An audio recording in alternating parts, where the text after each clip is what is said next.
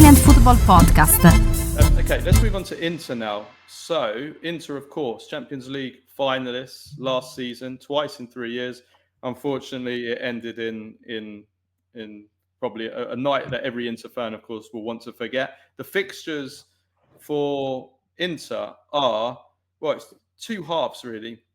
There's 4 easy games to start with, and then 4 really, really hard games to end with. So it's Ajax away, Slavia Prague at home, Union SG away, Kairat Almaty home, Atletico Madrid away, Liverpool home, Arsenal home, Borussia Dortmund away.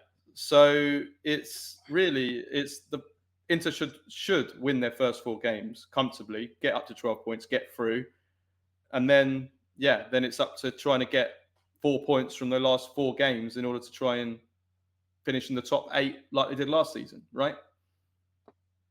Well, I mean, that's kind of where the way they view it. I mean, yes, already when Ajax away is not easy in terms of, it's Ajax away.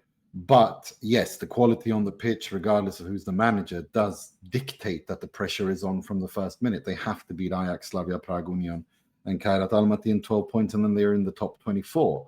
But then from then on, to go to Wanda Metropolitana, Anfield, Emirates, and Westfalenstadion and try to get 3 points there, I'm not entirely sure they'll be able to do that.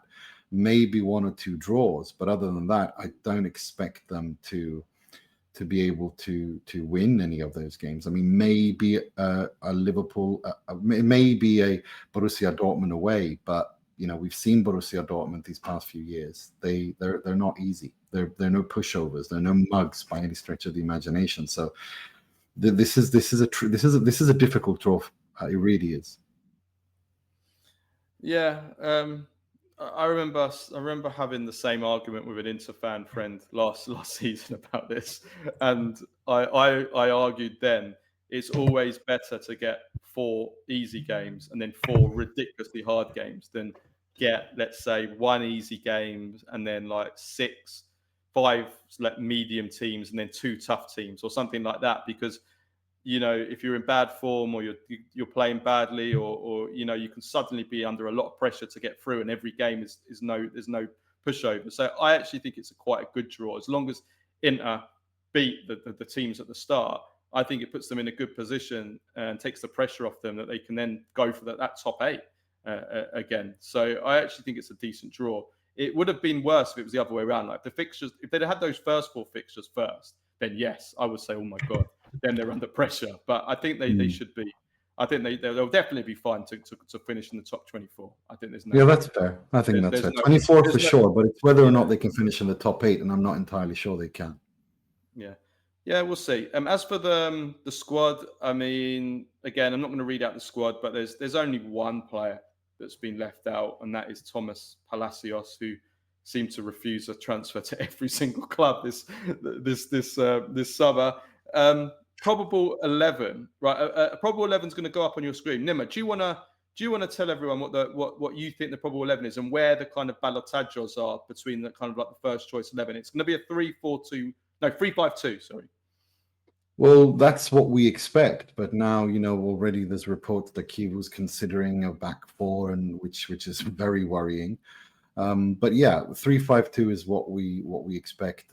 Jan Sommer in goal, Bastoni. Then whether it's Acerbi, De Vrij, or Akanji, or Bisek even, and then Akanji to the right, Bisek to the right, or even De Vrij to the right with Acerbi in the middle. The defense is a question mark for Inter. Di Marco on the left. I mean, of course, you got Carlos Augusto as well, who can play as a left centre back. You got Di Marco on the left. You got Denzel Dumfries on the right. Luis Enrique backing him up there. In the middle of the pitch, you have 2 players that there are big question marks around. One is Mkhitaryan. It looks like it's going to be his last season in football. He's openly talking about hanging up his boots at the end of the season. Calhanoglu's form or qualitative dip, whichever you want to have it. I'm leaning more to a qualitative dip than it just being bad form last season. Who those two are big question marks. Davide Fratesi, how will he be used? Barella and Sucic, I think, are guarantees, but there are question marks on how he will formate his attack, his midfield, and then of course up front you have four players who, Thuram, Lautaro will most likely start, but Pio Esposito and Boni will definitely feature as well. Yeah. Okay. So that's the probable 11 strengths and weaknesses. Now, strengths. First of all, experience. Experience in the Champions League is so important. It really is. Like, it can, just by having that experience, even if you haven't been playing well in the league, or you're not in good form, or even if some of your players are maybe declining a little bit, it does. Is a cliche, but it does count. We've seen it before, and it does take you even into last season, where they looked physically, exhausted, and on the, it took them through. Like, that Barcelona team, qualitatively, was a better team than Inter, and looked the team like it should win. But Inter's experience and know-how, and the inexperience of Barcelona in those last closing seconds, where they just need to hold the ball and just be solid, and they pushed up looking for an extra goal, and then they got caught out and they equalised and it went to extra time. Like, those things count, and Inter have that. In fact, you could even argue that Inter have the most experience of anyone in the Champions League. 2 finals in 3 years, so that experience will count for a lot. I think that in addition to that, I mean, maybe you can answer this. What do you think the hunger is going to be? Because last season there was a great hunger to win that Champions League. They really wanted to win it. It was like an obsession. Having lost a second final in 3 years, is it going to be a case now of just like the wind has all come out of the sails now, and it's just like, oh, we're never going to win it now, like that, having lost in that fashion? Or is that hunger still going to remain, that Inter is still going to be like, we really want to win this competition, we can still win it? No, I think the experienced players, the Thurams, the Barellas, the Dumfries, the Lautaros, all these guys, they want to win the Champions League. The hunger I'm not worried about. In the Champions League, I mean, like you said, a cliche. I mean, we saw it back in the day when Berlusconi was at Milan. You saw the Pirlos and the Nestas and these guys really came to light when it was the Champions League, because they wanted to show, but they couldn't do it over the course of the season in the Serie A. I think without any other comparisons, because age-wise, that Milan team, the key players were older. This Inter team isn't. That's a factor. They've won everything in Italy. They've done it, and they've done it repeatedly. It's the crowning moment in Europe's top competition that is missing. So the hunger will still be there. And I think the firepower and the attacking depth they have is very good. There are question marks elsewhere, of course, which I'm sure we'll get to in a minute. Yeah, I think the attacking options is definitely a strength for Inter. For me, that was not just in the Champions League, but in Serie A last season, was the weakness of the depth in attack. It was 2 top-class attackers, albeit one of them was clearly, now we must have been struggling with some kind of injury or something for the second half of the season in Thuram. So he was way off it in the second half. So Inter were basically 2 top-class attackers and nothing to back them up at all, which you need. And now they've got that this season, potentially. They're young, but Boni, Pio Esposito, potentially they have the ability to be really useful options in attack. So that's great. So yeah, I think that I think those are the strengths. The weaknesses, the first is obvious. It's an inexperienced coach. It's a question mark with the coach because he's so inexperienced. How much does that play into everything? Huge question mark around Cristian Chivu. And the fact that is he ready to even be at Inter, let alone be able to guide Inter between the Serie A and the Champions League, playing thrice a week? The defense is a huge question mark. Acerbi looked like he was on his last legs already last season. Well, he's a year older now. Manuel Akanji has peaked. He's not the player he once was when he joined Manchester City. there is a question mark there. And Stefan de Vrij 1 year older. Bastoni and Augusto, I'm not worried about, but Jan Bisek, I am worried about. He, you want to do the typical Prem face bingo. He definitely has a mistake in him.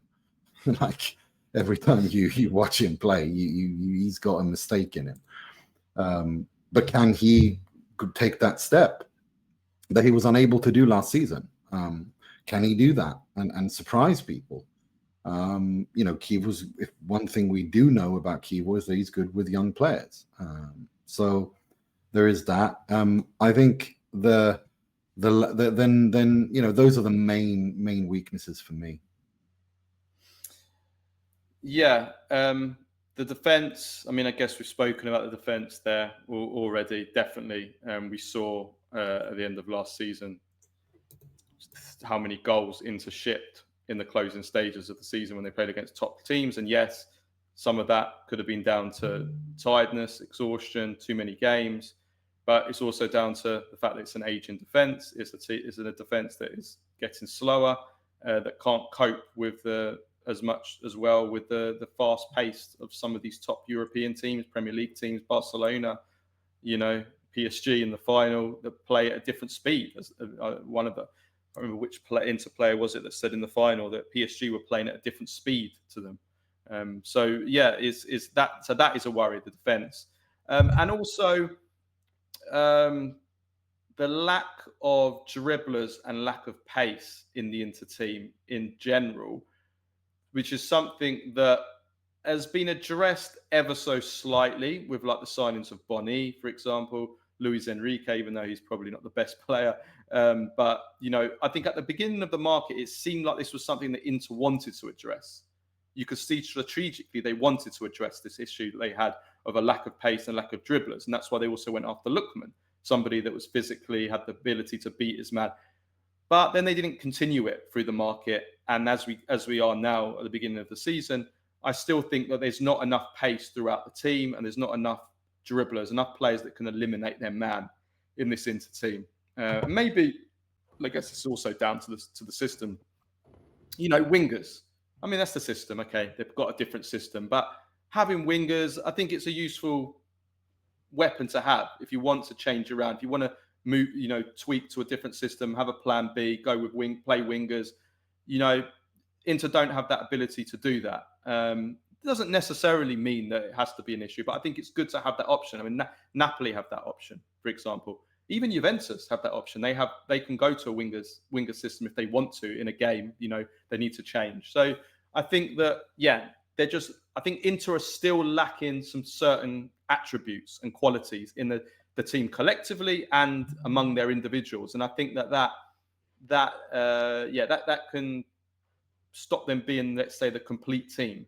I think so. That I would have as a weakness as well. I agree with that. There's far too lack of pace. I think there's only 2 players who've got like explosive pace, 2-3 players, and the lack of dribblers as well. I think 1 or 2, like they have 2-3 dribblers really who can beat their man. Rather, Luis Enrique was supposedly supposed to do that, but there's a huge question mark around him. Mainly because he was brought in because when Inter was supposed to play a 3-4-2-1, and that's why they also brought in Zalewski, and they were going to keep that, and then they didn't get Lookman, and they binned that and sold Zalewski. So the question is, what now with Luis Enrique? Can he play as that 3 in that 3-5-2 to the right, and give Denzel Dumfries a run for his money in terms of starting?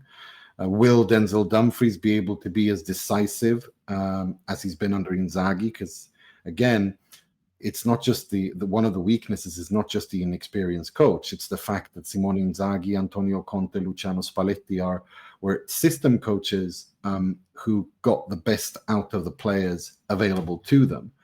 At Inter, I'm not entirely sure what if that's the case. With Cristian Chivu, I'm of the opinion that players like Di Marco, Dumfries, Calhanoglu as well, another one, regardless of if he has a decline or not, will they be penalized by no longer having Simone Inzaghi there? I'm of the opinion that that could very much be the case. Yeah, I mean that's always a question mark, isn't it? Sometimes you that's one of the most fascinating things in football. Sometimes you do wonder, is a team or a player in particular, are they as good as they look, or is it the manager making them look good? Yeah, And you can the flip that system. the other way. That Absolutely. you can flip that the other way as well. Is a player as bad as they look, or is it because of the club, the environment, the manager? And that brings me on nicely actually to something I was going to get your opinion on at the end of this segment. I'll ask you now, and then we can after that I'll get your prediction of where you think Inter will finish. I want to because this segues in perfectly to Andre Onana. Andre Onana is joining Trabzonspor on loan from Manchester United 2 seasons after he was the best goalkeeper in the Champions League, as Inter got to the final when they lost to Manchester City. Incredible season he had for Inter in the Champions League anyway. And it's unbelievable. 2 years on, 2 disastrous seasons for Man United, and to go to Trabzonspor after 2 years. I mean, tell me, what are your thoughts on this? I think it's all, his it's exactly that. Simone Inzaghi had a system where he was perfect. Let's remember what happened that summer. They wanted Bremer, that exploded in their face. They didn't get Bremer. They got Acerbi, which meant they couldn't play with a high defensive line. But he brought in Onana, which allowed Inter to be more press resistant. And Guardiola confirmed as much in many interviews after that game, that we didn't press Inter as high up because Andre Onana is so bloody good with the ball at his feet that we knew that he would beat our press if we did.